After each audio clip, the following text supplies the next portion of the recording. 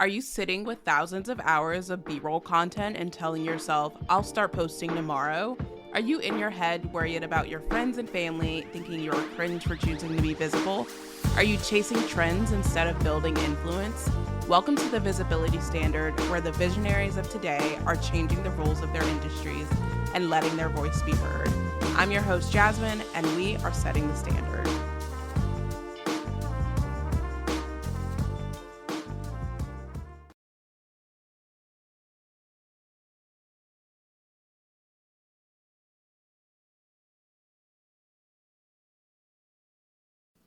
Welcome back to the Visibility Standard, everybody. Today is part 3 in the last part of my 3-part series, The Unseen Architecture of Visibility, Maintaining Your Creative Orbit.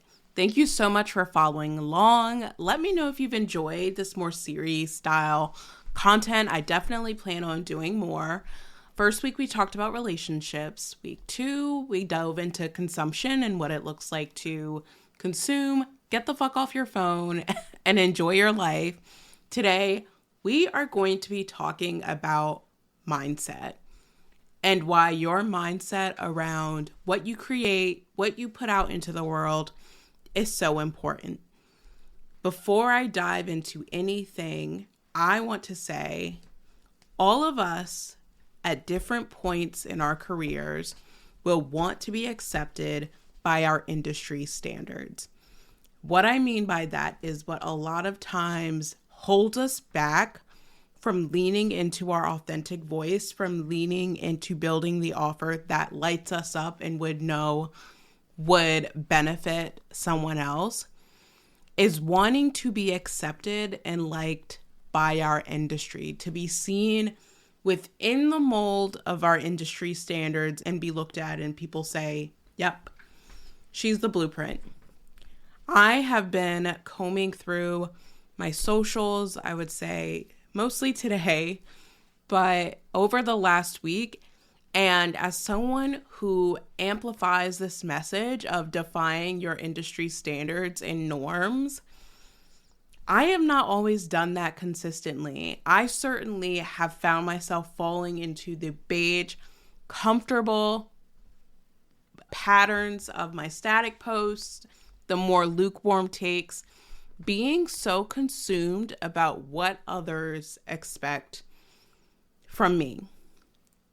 Because I am so young in the field, there is this anxiety to want to prove myself. There is this anxiety to want to be perceived as competent. And therefore, I need to show up a very specific way so that people in my field will respect me. I have felt that anxiety more potently in grad school, but I will say now I recognize it comes in wave, and that's when I get into autopilot posting. That's when I just post something because clinically it feels appropriate, or like I want to still maintain that level of visibility or consistency in my scheduling. But I was combing through some of my posts and I'm like, God, Jasmine, you are putting out a lot of caveats. You are putting out a lot of disclaimers. You are sharing it safe. You're being so boring. What the heck are you doing? And so when I went onto my website, I shifted some of the font. I gave it a makeover. I'm also going to work on the Visibility Standards landing page for my visibility offer for therapists and healers, because it was not conveying the message that I want a future client to connect with. We all know that grad school didn't teach us about marketing. That's not brand new information, but that's not why I'm passionate about visibility. I'm passionate about visibility because any change or innovation has only come when we allow ourselves to use our voice, when we allow ourselves to defy the odds and say, you know what, I am willing to stand out, and whoever wants to stand with me, that's up to them. I welcome them and I bid farewell to people that are not interested in standing with me. The aligned opportunities, the opportunities that are going to gravitate towards me are because I'm being authentic, not because I'm trying to fit some mold or be perceived as something that I'm not. Another aspect of my content where I recognized I was really just playing it safe was not incorporating reality TV or housewives into my content strategy. I have been experimenting over on TikTok with more housewives take, blending clinical insights into a lot of the conversation that I'm having. And man, I've been having so much fun. And I feel more connected to my content. A year ago, I wanted to keep that part of myself separate because it felt silly. It felt like a guilty pleasure. What would people think of me if I knew I was consuming this level of reality TV? Can I be perceived as someone that's competent while also someone that consistently watches reality TV? The answer is yes. The answer is actually so much of reality TV entails interpersonal relational dynamics that fits right into my niche. Jasmine, why the heck wouldn't you incorporate something that would be able to strengthen your messaging and allow you to engage in something that you are so passionate about? Who has brainwashed you into thinking that being fun, being creative cannot exist with being perceived as competent or being perceived as intelligent? Society, duh. Grad school, duh.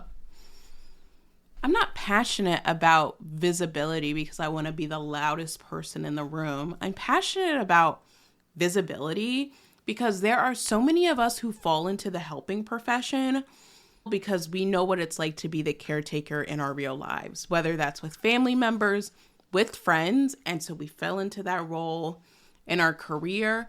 And we have forgotten that we get to bolster our voices, that we are higher ed, master level, doctorate level professionals who offer more than just direct clinical services. And psychology today is not marketing you in the way that you deserve. There is no therapist, helper platform that can eloquently portray you in the light that you deserve. That's why I am passionate about helpers and healers building their personal brands. That is why I am passionate about making your voice heard and being a part of the innovation that you want to see in this lifetime. This is really cathartic. I was not expecting this level of processing on this episode, but when we talk about mindset, it is allowing the free flow of creativity to move every aspect of your work. When I don't get consumed in scarcity and how I think I need to show up to get clients, when I'm not consumed with the fear of how I'll be perceived by my colleagues, that's when I really cook on my content. That's when I really show up as myself. As I've been talking more about visibility on LinkedIn, the number one comment that I get from therapists specifically is that they are more concerned about other therapists judging their content than the general public. I'm not here to berate therapists, but that level of bitterness out in public, why our profession is viewed with such a sticky lens now by the general public. If you are willing to fight the person you are supposed to be in collaboration with online for the world to see, what makes you think someone's going to trust you with their deepest, darkest inner world? Please enlighten me on your logic and wanting to tear another professional down and how they run their business. Something I have stood firm on from day one. I do not care how other people run their business. Their business is not my business. My business is my business. My business is the business that pays me. And that's what I'm going to focus on. I am a huge proponent in collaboration over competition. I hope to build a community one day that antithesis lives as that. It is a space where people are lifting one another up, where people are strengthening their skills as a helper as well as their business skills, where they are being offered the community, the insight, and the connections to level up and scale in a way that is authentic to who they are and what the lifestyle they want to live. Part of what has allowed me to build the mindset, to build the tolerance that I am doing something completely different from a lot of folks within my industry. Number one is building my capacity to be disliked.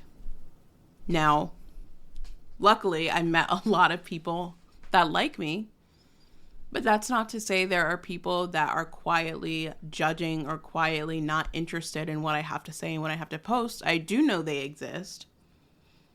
I do know my ops are out there, but it's not worth it to engage in that. Another piece of mindset work that I have to do is building my capacity to receive more. What is it like to be building a message while also supporting clients, while also building offers and dreaming up the business that I have always wanted for myself? Part of this series is all about implementing strategies, tools, and people to help you maintain your creative orbit so that you can dream up the business that you are destined for. All of that comes with mindset. It comes with the awareness that I want something different, that I need to engage with people who are in the space to support my dreams, where I am engaging with content, with music, with books that is going to support the direction that I want to go in. All of that is what fuels your mindset. When you are around people who tell you the sky is the limit, that there is no limit to your success, your mindset is going to remind you that confidence, ambition is not selfish.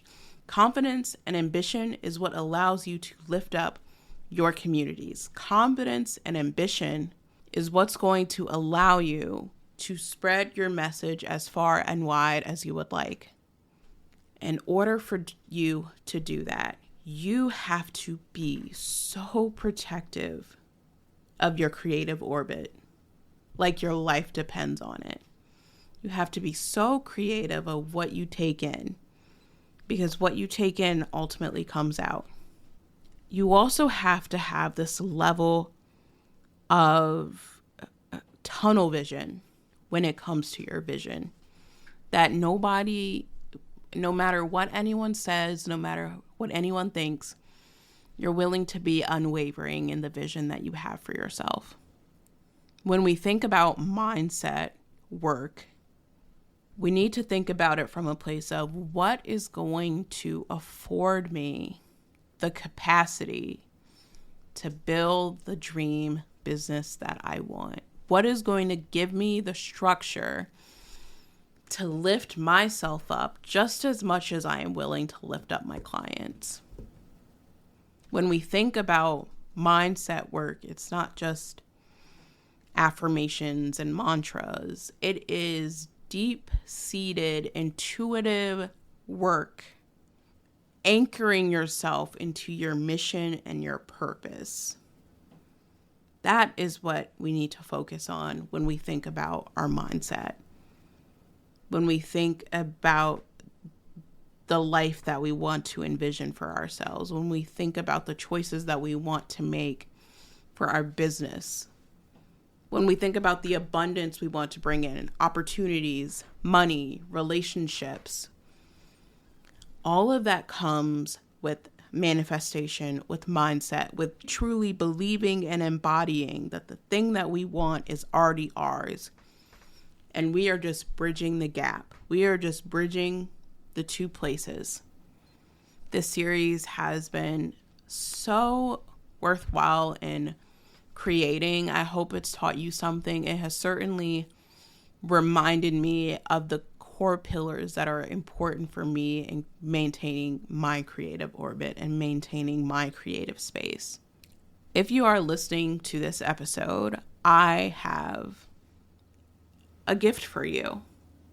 If you are finding yourself ready to do the work, ready to root yourself in your purpose, I have a few spots open in my visibility incubator. I will also offer you 20% off full price so that you can begin the new year with the support that you need to level up your messaging and level up your vision.